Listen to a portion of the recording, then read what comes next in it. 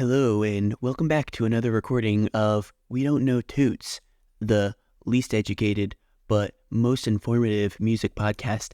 I'm one of your hosts, Stephen Schultz, joined today by my co-host, Rob Schultz. Thank you for taking a listen. Rob, say hello to our listeners. What up, listeners? Had to change the vibe. Also, most informative is that's a bold statement. It's an accuracy. Yeah, it's bold, but it's accurate, and that's what I believe in doing on this podcast.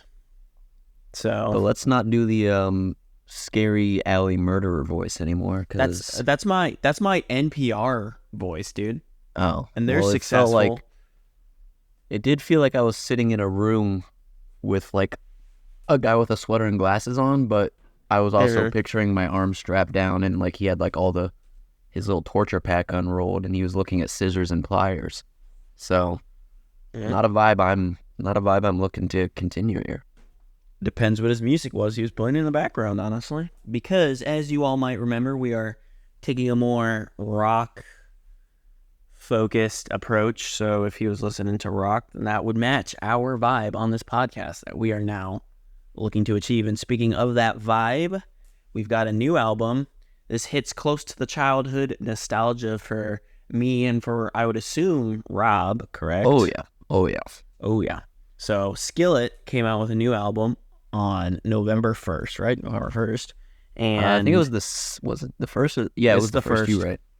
Yep. So came out with a new album called Revolution, and I'll be honest, it was exactly what I expected it to be. It's shorter than I thought. When was the last time? Because when was the last time they even came out with music? Wasn't this like the first time in a while? Nope, never mind. They came out with an album last year.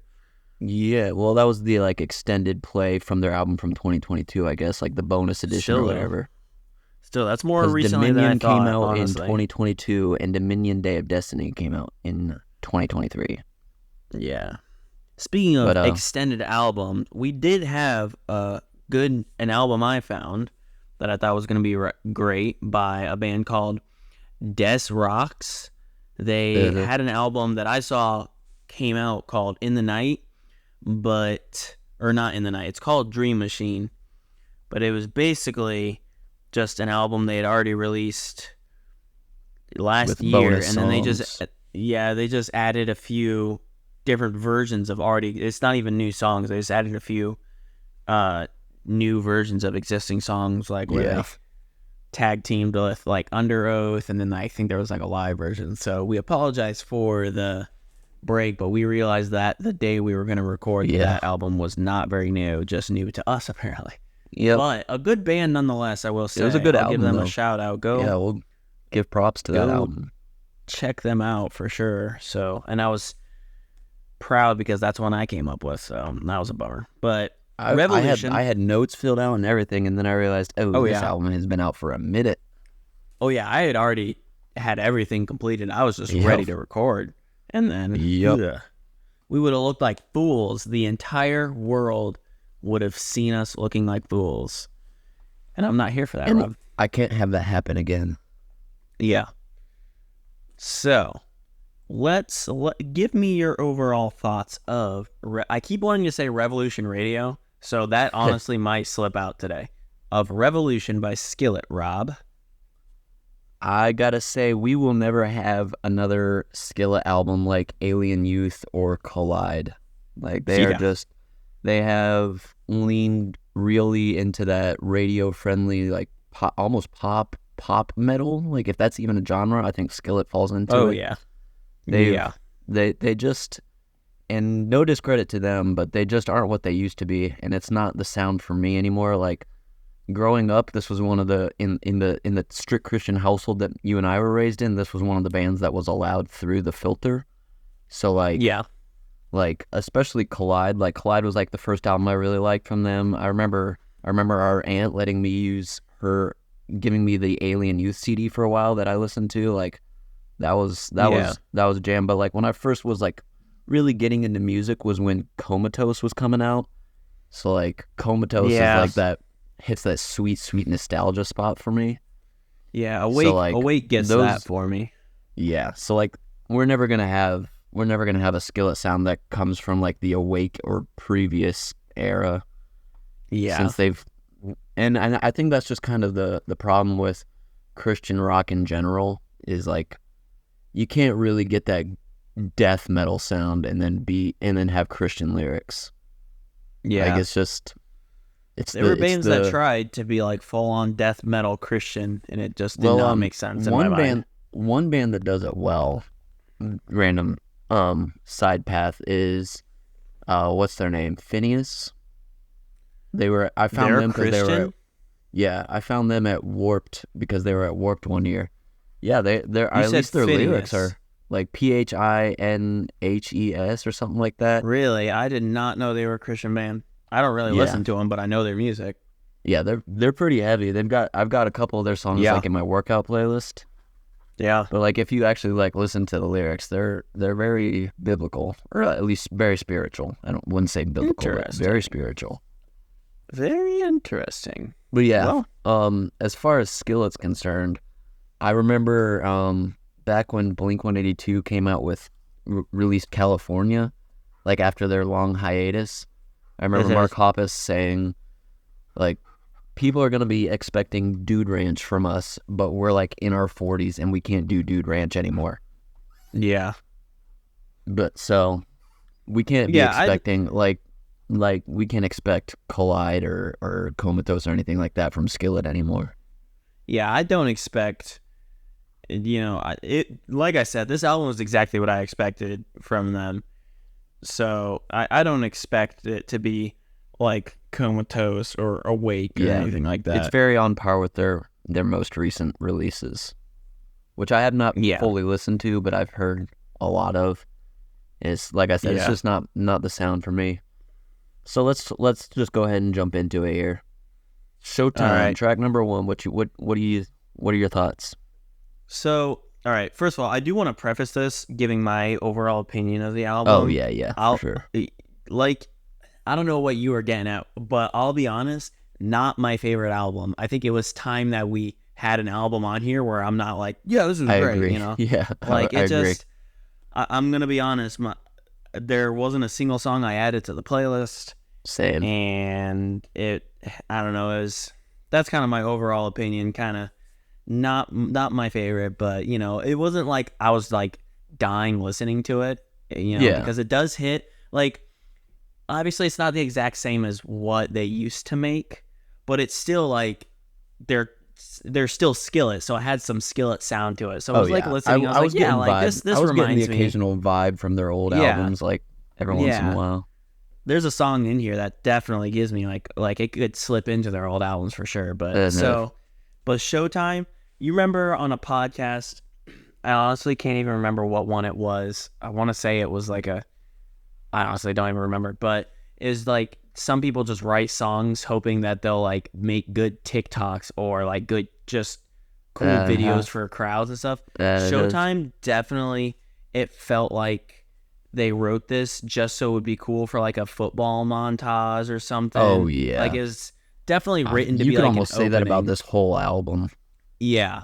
Oh yeah, for sure. So like the sound I got from the album and especially from this song, sounds like one of those. Like you said, pop rock, like rock kind of dubstep, a little bit of dubstep in the background that like angry 40-year-old dads listen to in the gym, Yeah. And they're like, yeah, I am so cool listening to this song. If people knew what I was listening to, they would know how cool I am. Like that was the vibe that this song and a lot of songs on this album give me. So I'm sorry. I hope Skillet doesn't listen to this, but they probably are. Well, look, like we grew up Skillet fans, like I said. Like we got a lot of love in our hearts for Skillet, but they're just shifting into a new sound that's just not for us. Their stuff was saved in my playlist for a long time. Even when I first got Spotify and I listened to Skillet for the first time in years, I was like, wow, and I added something. Yeah. Didn't keep them in there, but I was like, man, this hits the nostalgia rock bone. Yeah. So I thought the song did. I thought it started with a good strong riff, like real heavy punchy riff right at the start, but then it just mellowed out into that radio rock sound, like I said. And they did have I liked the little guitar solo in the interlude. It was kind of short, but I liked it. I'm I'm a sucker for some good guitar work. And then they transitioned from there into like a nice, like a quick little breakdown with a little bit of screams in the background. Like, it showed promise, but it was just still kind of a basic radio rock sound, more or less. And it was like one of the only tracks on the album that had Jen's vocals as well, like the female. Yeah, like, yeah, there was, I noticed that. She barely sang on this album, which is a bummer. I love women's vocals in metal. Like, they have the best voice, especially for metal. Yeah, especially Skillet does it really well, where the guy and girl are both singing. Like, that sound is a good sound, and they do it really well.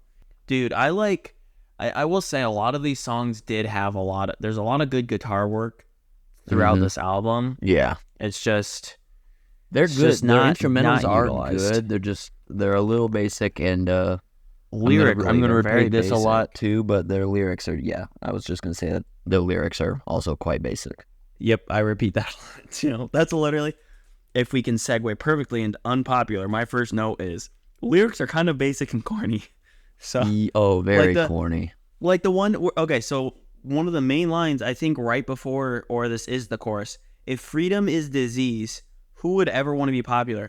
That just didn't make sense to me. Just like I thought the same thing. I was like, what does that mean? It's like, if you like dogs and cats, what kind of sandwich do you want?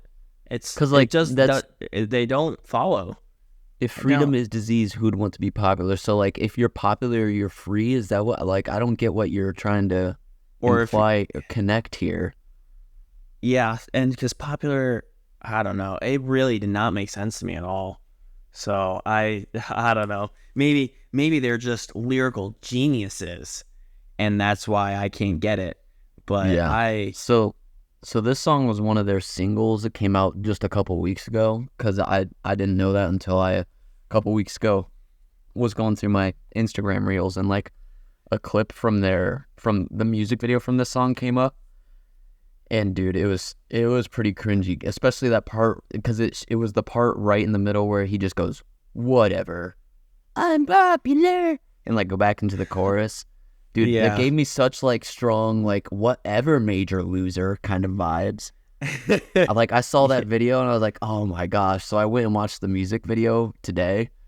And like the whole music video, they're like playing in a completely empty stadium, and they're acting like no one comes out to their shows anymore, because that's like what the whole song is about. It's like, oh, you guys don't like us anymore.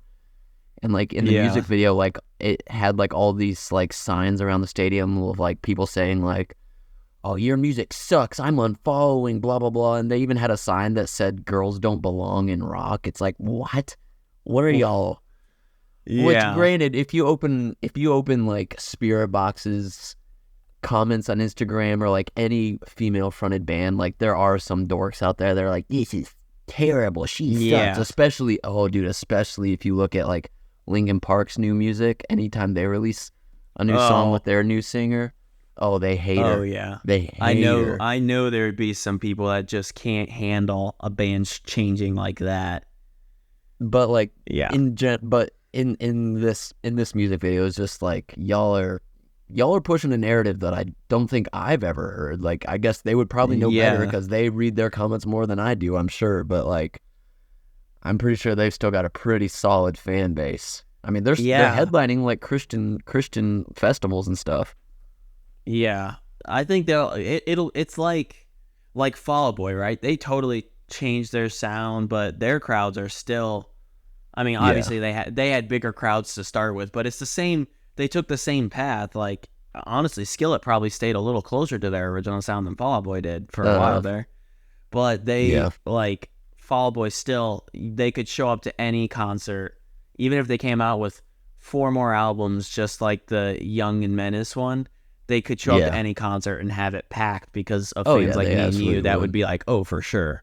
Did you see that video from the When We Were Young Fest of their crowd? No. Dude, yeah, that was crazy. That looked like that video of like, I'm sure it's not even close, but that video of that Queen concert at that one festival, the Feed the World Festival or whatever that was called. Yeah, are you talking Metallica in Russia? Oh yeah, that's the one. Well, I mean, Queen also had that really big crowd, but Queen it also looked like that Metallica one. I mean, I'm sure it wasn't quite that scale, but I mean, it was massive. It was massive. That Metallica one was like literally millions of people. It was crazy. It actually was. Yeah. So, but yeah, I didn't see that. I kept seeing stuff from We Were Young Fest. I didn't see that one though. That's not. Yeah. So that's what I'm saying is like, you can come out with bad music, but unless you did something like ridiculous, fans are they don't care. As long as you play the hits from their old albums, play those nostalgia hits, you're fine. Yeah. I don't know. Your fans are always going to rock with you. Like, I'd still go to a Skillet concert. I would really hope that they don't play anything from the last, 10 years, but... yeah. Just a playthrough. I'd still go because I know they'd do some of the good stuff. Yeah, they would have to. Because I feel like they're definitely... Because, I mean, like, what, their early album was, 2001, wasn't it? No, they've been around... I think Collide was 2003. Their original album, Skillet, self-titled album, was 1996. 96, yeah. So, they've been around for a minute. Play... If you go to, a general non-album release concert, like you're headlining a festival... they would have to play that old stuff. For sure. There's no way. They would be shooting themselves in the foot if they went to a music festival and played only new stuff. That'd be crazy. Yeah. But, I don't know. But yeah, so unpopular though. Yeah, I don't know. I didn't think that was what was happening to them either, but who knows? Maybe I'm straight a fool. Up next, All That Matters. This song was one of the first ones that made me think of their old music. This one sounded like it could have been on their Comatose album, at least for a little bit at the start. They almost and I thought this was one of the better songs on the album because it wasn't one where they were trying to do the really headbangy riffs. It's still good hard rock, but it's one of the softer ones. And I feel like across their discography, they have a lot of this kind of sounding song, and I think this is kind of what they do best now. This one, I thought, like I said, was one of the better ones on the album because it wasn't that heavy, headbangy sound they were trying to go for. And yeah, I thought it was still. I liked it better. I thought it was still they were trying to hit that angry Jim dad vibe, the ones where it's a little bit. Let's see. It's these three things I'd die for: my family, my faith, my family, my freedom. That's what's backing me, gives me a reason for I don't know. I get I'm not hating on people that think that way, right? Obviously, yeah. But it's just I thought it was a good message. Yeah, it's just how their lyric writing is just really really simple. It's very, very basic. It just doesn't have... I feel like there's a better, more poetic, cool way to write that. But I can't think of it off the top of my head. They're the pros, so what exactly. do I know? We don't know Toots. Yeah, I clearly don't know Toots. So I thought it was okay. I don't know. A lot of these songs, I'll say, I thought it was okay. So yeah, but I didn't think lyrically. That was the problem because we do these things for podcasts. I sit down and I actually really read the lyrics as the song's playing, and so maybe I'm just too into the reading too much into it. But it's just I keep seeing the lyrics to all these songs, and that's they're what all we're paying you for. Pretty basic and boring, and then it kind of soils the song for me, honestly. So I try. I listen to it several times without reading the lyrics, and then I read the lyrics and listen to it. Yeah, that's what I do. I mean, like I said, I liked this one more than most of these songs, and I think at one point it kind of sounded like I was getting real strong Daughtry vibes from this. This song sounds like it could have been sung by Daughtry. But that's because they're that radio friendly rock now. But on the opposite side of the same coin, I think this is the sound they should lean more into because it's a better sound for what they are now because they can't rip and rock like they used to. Yeah. Well, all right, moving into the Eminem wannabe song, Not Afraid. Sure. I said, all right, how did you feel about this song? I got I got Collide vibes from the intro. Yeah. It sounded like very, very Skillet old Skillet sound to it. But then the chorus got too soft. Like, if they would have stuck with that intro, I feel like this would have been a really gnarly track. Yeah. I felt like this is one of the songs where I felt like would fit really well with like older albums, like just the musical side of it. Like, yeah. The sound, like, I had the same problem as I felt like it kind of died down, the sound did. Like, they had the really start to the verses and everything, but then they just slowed down and made it so soft on the chorus. I was like, man, y'all had it set up. Because that intro really is just like very old Skillet, like that. Like, I don't know, like that. Yeah. I liked the beginning. I was like, all right, here we go.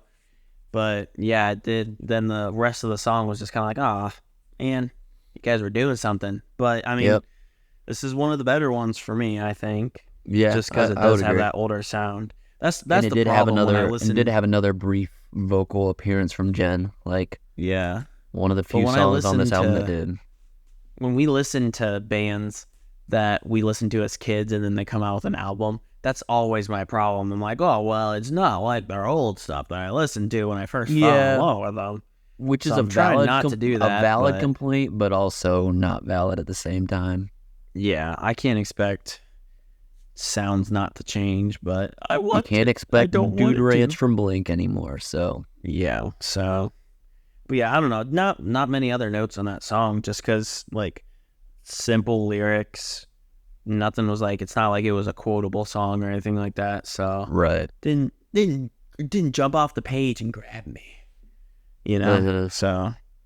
Well, up next is the namesake of the album, Revolution. So I liked, like, the intro to the song was pretty solid. And I thought musically it was a lot better than a lot of the other songs on the album. Yep. Agreed. But like this song gives off a lot of the same vibes of those songs where it's like, we fight and we're beasts and we will win, we're victorious vibe is like how that, which I guess, you know, based on the name, I could have expected that. Like on my first listen through, I thought it might be like a little anti-government song, maybe, especially with the name Revolution, and especially in like this current time, like right before the election and everything. And then I listened a little more closely, and it's like, it's more of just a, we're in this together, don't give up kind of song, which is more, I guess, more along Skillet's line. They've never been like a anti-establishment band. Yeah, if they tried going anti-establishment now, I'd be like, it's too late. Stop that. Yeah. You're 40. You've settled into the establishment. Of course, that would be like classic 40-year-old, though. Now that they're into politics, they're like, what is it? They're like the Trump supporter band? Sucks. That would be awful. That would be rough. Yeah, so, I don't know. Yeah, but it's, like, guitar-wise, it's pretty good. Like I said, like, the intro's good, but they stick with that vibe. Like, all the songs on this album, there's like a couple, like, We're Sad You Don't Love Me songs and stuff, and then there's that wedding one that's coming up, but it's a lot of these songs were all like the we fight, we're beasts, I know karate, you know, so yeah. I hate to be that negative, but I'm being that negative. I mean, hey, we're being objective is the thing. Yes. And we're actually being, not just saying we love it because they were our stepdads, but like typically we do skew pretty favorable in every album we listen to. Like we have, like you said, we have not done a lot where we just really say this sucked. Yeah. There's been one or two albums, like the Taylor Swift one, I definitely remember. I feel like there's been another one where it's like, wow, this album was awful. I don't even want to do a whole podcast over it because no one wants to listen to us. We didn't even do the Taylor Swift album because I couldn't even make it through 2 songs. I was like, I do not want to listen to this anymore. I made it through like over half the album because I listened to it to and from church and listened to it like in the morning, like when we were first deciding to do that, and we're like, but it was painful. I was getting so annoyed. That's when I texted you. I'm like, dude, I hate this so much. It was. I've complained about Taylor Swift enough on this podcast. I'm not going to go down that road. But right. Yeah. There have been albums where we've said no because we just dislike them so much to where like we're complaining about this album, but I feel like it's we're giving them constructive criticism for their next album, but it's different than just being like, wow, we hate this sound, let's roast it for right an hour. Plus we do this, our releases are so infrequent that it's better to just do the fun ones and the ones that we like. So yeah, so like if it we makes go it more like fun 2 or for 3 us. weeks and we want to record and then we're like, wow, we hate this, then it sucks when we do it. Yeah. So, but anyways, moving on to Ash in the Wind. I like this one, dude. I'm not gonna lie, I felt better about this one. I also did not save anything to any playlist or anything, but this I felt was like maybe top 2 for me, maybe number 2, because I was getting a little bit of Awake vibes from it. It did feel like a little bit older, more classic Skillet. I liked it a little better. I thought like the message was a little cool. I liked when they said all your powers disappear like ash in the wind. I thought that was like kind of cool. I mean, because that was one of the less basic lyrics, but yeah, I thought it was good. It's like a song about them trying to recover from missing someone. Is kind of the vibe I got. Like, you can't hurt me anymore, I guess. I don't know. I liked the "What am I supposed to do?" into the chorus, because the chorus was a little bit better too. Like musically, it was a little more punchier. Yeah. Not the heavy sound that they always try to go for. They just like made a good chorus this time.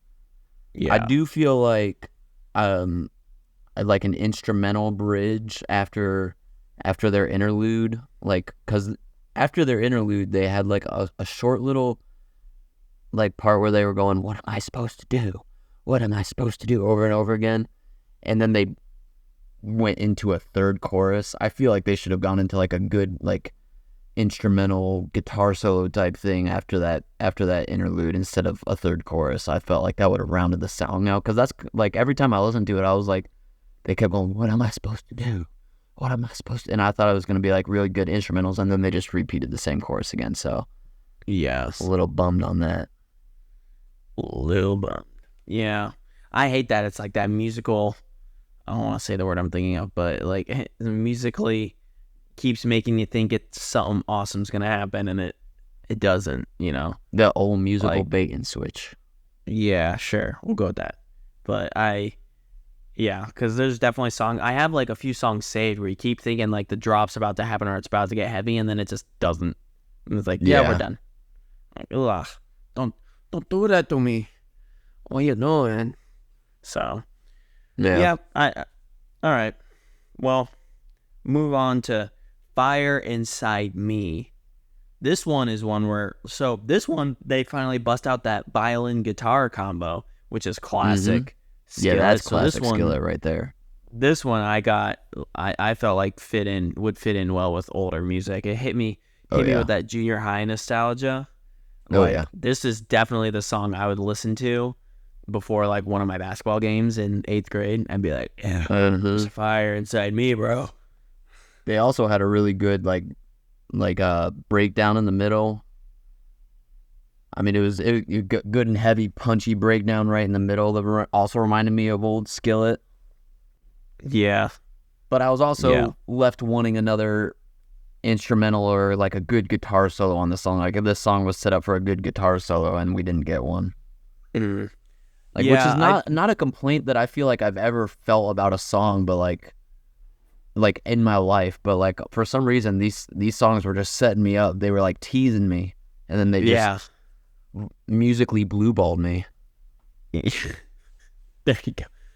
Yeah. So they keep setting themselves up for it. I don't know. It just felt like they're putting out an album because it's so short, and like a half hour.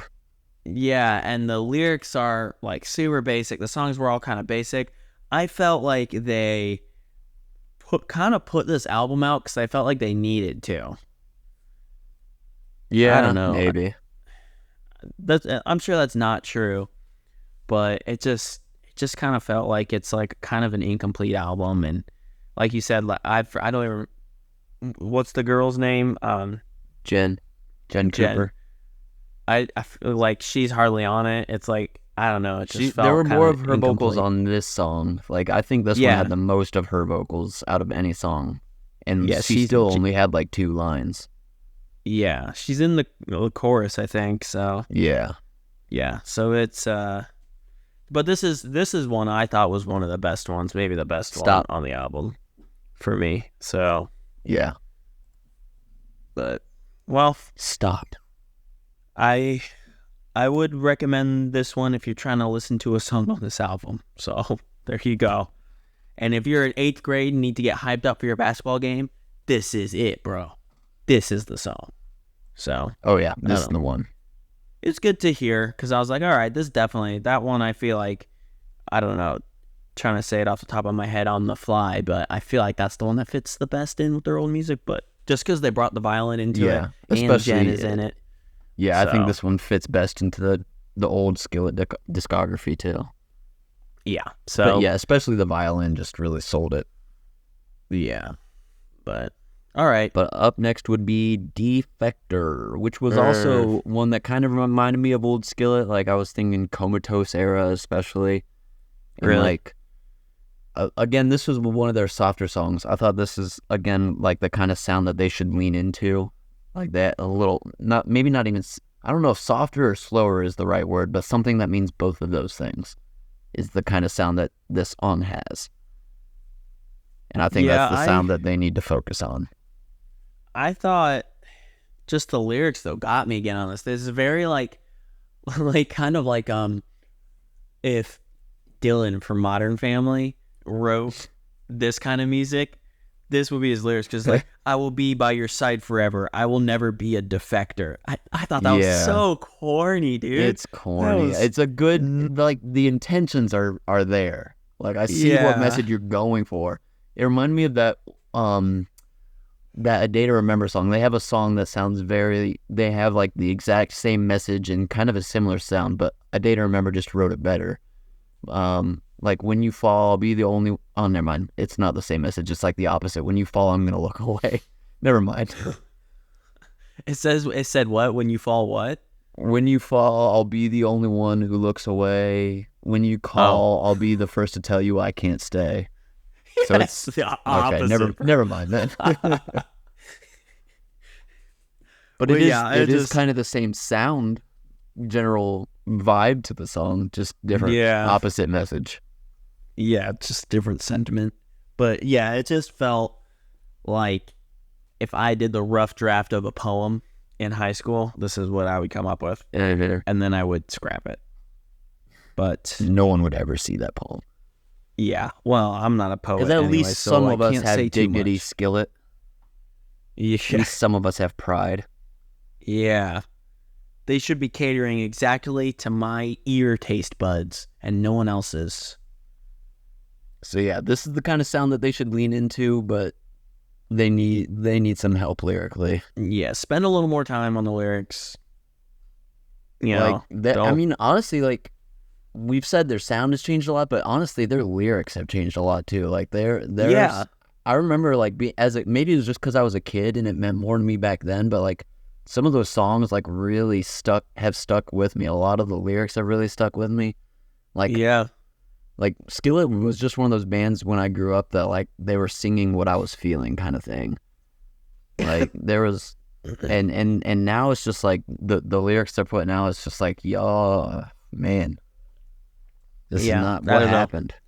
I need to find some 12-year-old boys and have them listen to this album and then tell me how they feel about it. But the problem is, so for us, when we were younger, right, and we're in like youth group, and not quite in youth group though, maybe even younger though, but when we get into that youth group age, this is what everyone also listened. Like there are a lot of people that listen to this. So we were like very in a popular community. among Baptist Christian circles. Yeah.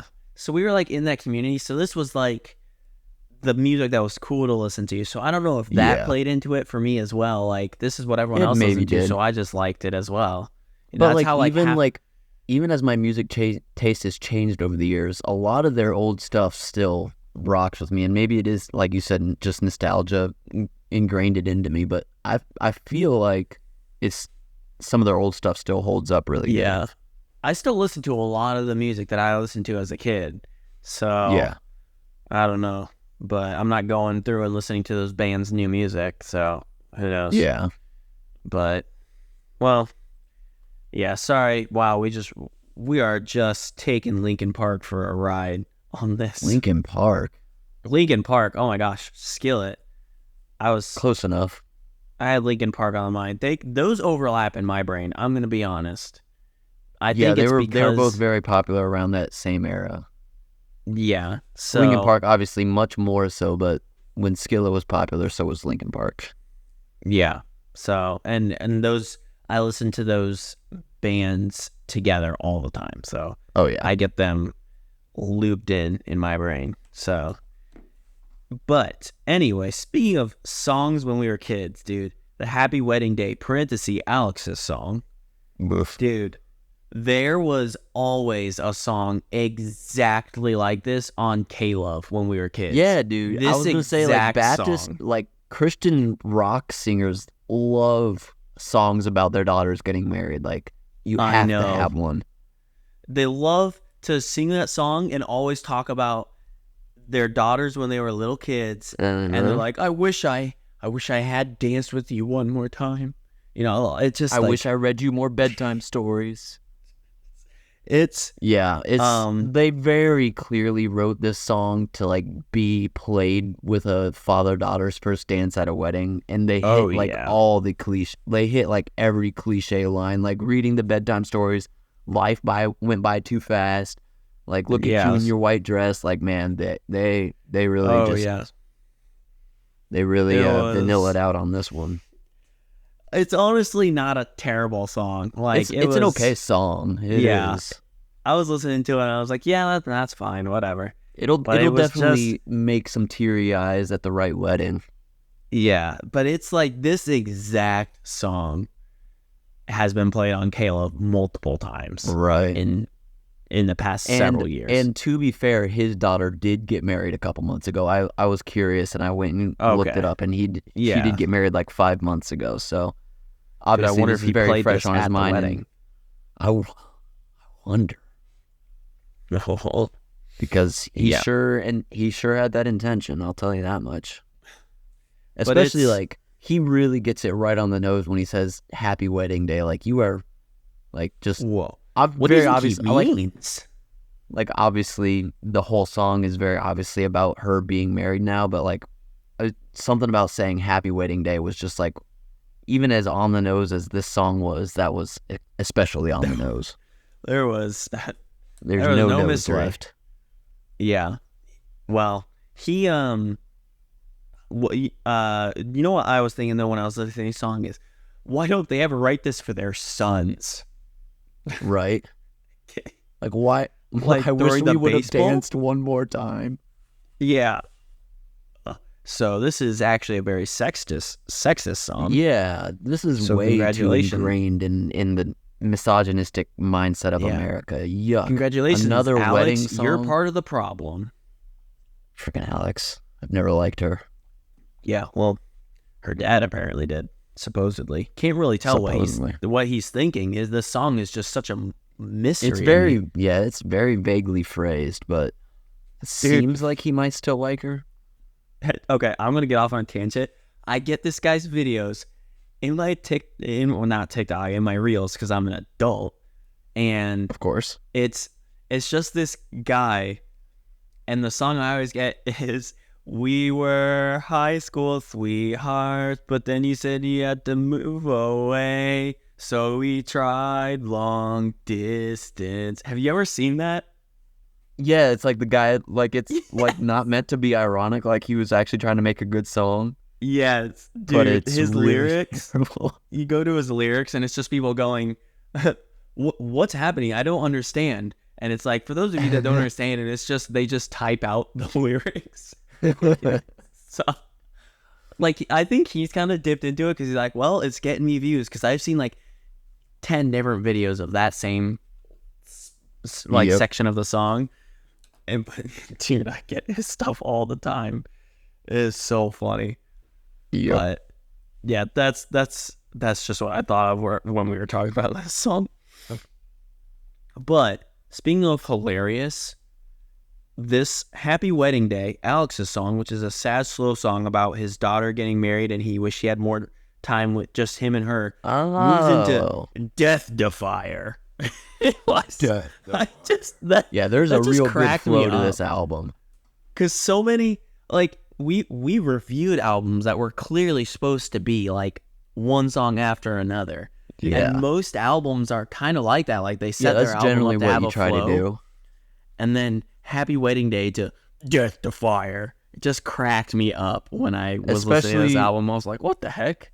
Especially because they really did try to go heavy with this song. Like, this one, you could tell they were really trying to, like, round out the album with a good, heavy song. But, dude, it was so basic. It was just, I keep saying it, but, like, it just was such a radio rock song. And, like, the chorus was basic. Like, they were definitely trying to make, like, their I'm a badass kind of song. Yes. Because they have all these cliche lyrics like my hands on the wheel, I've got veins of steel, and then the other one's like got my lead foot on the pedal, and then here I come, get out of my way. Like all these like super basic Billy Badass one-liners. Yeah, and it breaks my heart. Yeah, you can definitely tell they were trying to, like, musically, like, with how heavy they went, they were trying to make this, like, the song, you know, and they're like, this song to close out is going to be great. But, yeah, it was so corny, and it just, like, the fact that, like, it came right after that wedding song, I literally had to look, because I'm like, oh, did the album end and it's just playing?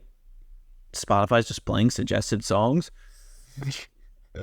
So I had to look, and I just... this song, it has that I'm a man vibe to it. It is this song. I know people who today would listen to this album and be like, this album is so good. This music is so good. I mean, like I said, it's not our sound, but they've got an audience still. Yeah. But it is that, I mean, let's see how many mid 40s, they're like, they think they've never been in a fight in their life, but they're like, you don't want to try me. But, they're scared of people that have gluten allergies. Man, they still get 10.5 million monthly listeners. So they definitely they've still got an audience for sure.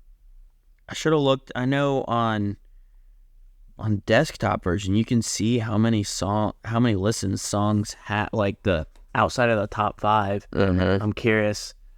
Where's my mouse, bro? I'm gonna look them up on the old Spotify and see what this album is getting, because I'm kind of curious because like honestly, so at the beginning of this podcast when I'm like, well, I mean, this is their first song in a while, and I went to look and see, I did not realize they had as many had recent albums as they did. So they sure do. There's a couple songs in this Unpopular has over 4 million listens. All that matters, probably because it went viral on Instagram or whatever. Yeah, well, Showtime, which I thought would be the TikTok one, it does not. Like the rest of the songs, there's several that are well below 100,000 listens. And if there's 3 songs that are over 1 million, and then the rest are sub. The next highest one is 194,000, and then 130,000, and then that's it. The rest doesn't sound like a lot for someone that averages 10.5 million listeners every month. Yeah, I mean, granted, the song. I mean, at the time of us recording this album is 2 days old. So that is true. That's fair. So for a song that people that only in that regard only have 10.5 million listens, their one song having 4 million listens actually is. Okay, that's you right. That's not bad. But in summary, this song was a bit of this album was a bit of a letdown. Just kind of a bummer as someone that grew up on old Skillet. Yeah, it makes me sad, and it's probably I can't imagine we're alone in that either. But I mean, like I said, according to Unpopular, and especially their music video, according to the music video for Unpopular, they also think that other fans feel that way, so we must not be alone. To be fair, we were like making fun of that music video, the rhetoric, and then we just proceeded to roast the album for an hour. So I guess they're actually right. After we were like, they're stupid. I don't know. I feel like we helped shape that music video retroactively. But it's, I don't know. It, like, even without me sitting and reading the lyrics, when I was listening to this in the car on the way home today, I was just like, man, these lyrics are not good. So even without reading them, because I'll definitely listen to music and I'm like, this song's sick. And then I add it to my Shrug Emoji playlist, which is my Listen Later playlist. And then I go back and listen. I'm like, these lyrics kind of suck. I don't really like this song that much anymore. So like, there's definitely times where I listen to music and don't really listen to the lyrics, just get like the vibe of the song. I'm like, yeah, this song's sick. But this one, like, first listen, I was listening to lyrics and I was like, man, this is not great. Yeah, it's a heartbreaker. Yeah, I didn't want to, like I said, I don't think we can expect what we used to hear from them anymore. Not enough to like cancel this recording for sure. Like, and like at the same time, like the reason they're so like basic, like I said, is because like they're trying to be a Christian metal band, but it's really hard to merge those two genres. Yeah, and like I am glad that there is like a Christian band that's as popular as they are, like putting the message out there still, and still popular for us. So like they're doing good work for like what they felt like they're called to do. So I can't hate on that. It's just not going to be on my playlist. I think, well, first of all, I didn't get much of a Christian vibe. There's definitely Christian vibes throughout this album, but a lot of it was just more of that, I'm a man and I would bare knuckle box a wolf. But I'm just saying Skillet is understood to be a Christian band. Like everyone knows they're Christian. Yeah, for sure. I think today, just based on the genres of music that are popular today as well, it'd be hard to be a Christian metal band. Like there's definitely still that market for it, but since the mid 2000s and early 2010s, that market I think has gone further away. Like rock is still popular. For sure. Obviously, rock will never die, but I feel like rap / I'm terrible at music genres, but like rap / R&B, and then also like indie, that kind of indie has gotten really popular with like the Noah Kahan and stuff like that.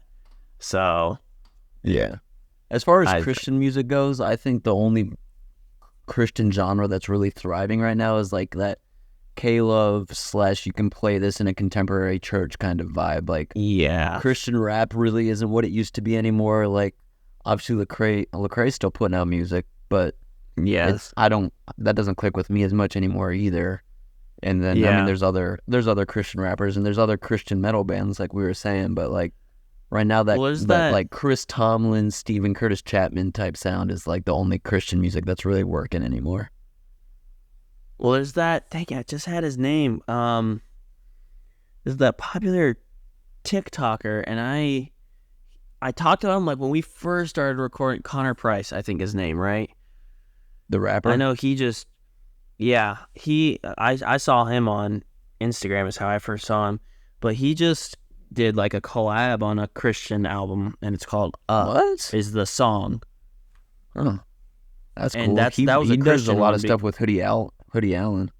Yeah, well, I don't think he's a Christian rapper, but he did a collab on like his music at least is not like specifically Christian. I don't know about him personally, but he collabed on a song called Up, and it was trending. Really, it was that got me going up, up, up, up. Like it was trending when it came out early. I don't think I've heard that one. That's earlier cool, this though. year. Yeah, I liked his music because he has that album called Spin the Globe where he would literally just spin a globe and put his finger on a country and then find a rapper from that country to put a verse on his song, and they would collab. That's cool. It was really cool. Yeah, it was cool. So that's how I first found him, is when he was doing that series last year. I don't really listen to his music because he did that Spin the Globe thing again. But it probably wasn't as popular because trying to do your, like, recreate your viral video, you know, doesn't really work. But yeah, so he just did a Christian rap as well. Because I feel like I get a lot of, like, artists on Spotify that are, like, oh, what if they're like they do those like videos where it's like, man, I wish there was a a Christian rapper out there that had music that glorified God, and like that's the caption on it, and it's just their rap in the background. Like that's what they do. Like a really corny way to introduce their music. I get those all the time, and it's usually not good. Sometimes I'm like, some good ones I could see that though. Well, anyways, I kind of got to wrap this up. I gotta run out before things close in 20 minutes. So, we'll move into our song recommendation here. Absolutely. All right. What you got? All right. So, I'm gonna give. Man, it's tough because I don't. I'm gonna give you one that's a new one. So this band I just found, and I can't put my finger on it. You would listen to this, and I'll bet you'd be able to recognize what band I'm thinking of. But listen to "Right Through Me" by the Home Team. The guitar work on this is pretty sick. Yeah, they would remind me of the Home Team. They're like that old. Yeah, but that's not. Just listen like to the that. Song. Right, it reminds me of another band. All right. You know, I will do that. You want me to do that right now? Yeah. Let's see here. No. Okay. Well, if you want to, but you're the one that's got to get moving, dude. Oh, I've heard this song before. Yeah, it's pretty. Yeah, I know this song. So yeah. Okay. Well, sorry. Here, you want a different one, Rob? No. I'm just saying I know the song, so it's definitely gonna remind me of the Home Team. Okay. It reminds me of a different band. I've definitely listened to the Home Team before. I know that. I'm getting that kind of similar vibe right now too. Kind of maybe. It's a band that would have been coming at, like, right Warped to the Tour. front of my mind, and then I just can't. Say it out loud. I can't figure it out, but I know what you're saying. Yeah, but yeah. So I that song I've been like jamming "Right Through Me" by the Home Team. Yeah, I think that song's come up in like whenever a playlist ends or something like that. That's one of the songs they keep recommending to me. Yeah. All right, what you got for me, dog? All right. Well, for me, this is a band that I've known about for a long time and never really gave them a fair shake because they have like a vibe to them, like one of those bands that'll dress up or like they'll all look a certain way, and that vibe just was super off-putting, and it's Motionless in White. Really? You know the vibe that they got going on? Yeah. Kind of like a Marilyn Manson, like ghost-looking people. And so like, for that reason only, I was just like, well, I'm never listening to them. And then over the years, songs will keep trickling in, and I know our younger brother has a couple of their songs, and so I've heard them from him before. I'm like, okay, I might have to give this band a fair shake. And then on Instagram last night, I saw a video that had Another Life by Motionless in White, and I was like, oh, that rips. That is a good song. And I listened to it. I was like, yep, that's a good song. So that just found that last night. Another Life by Motionless in White. I think you'd like it.